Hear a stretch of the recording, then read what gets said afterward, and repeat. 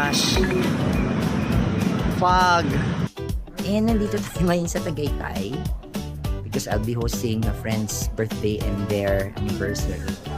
Napaka ganda ng lugar. Grabe.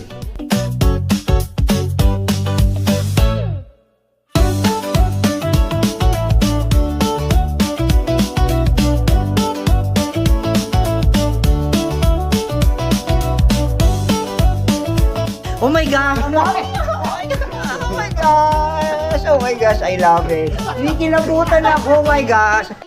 Sila yung mga nakasama ko nung nagtatrabaho pa ako as a call center agent. So I'm happy to see them again sa ganitong event. And of course, hindi may iwasan ang tumulong sa pagpo-photoshoot. Alam nyo naman, medyo OC tayo pagdating dyan. Supportive na friend. Pero kumanta ka ng acapella, doon nakikita yung boses ko talaga. So alam niyo naman kung kanino na nagmana, kanino ba? Sa akin. Iyan.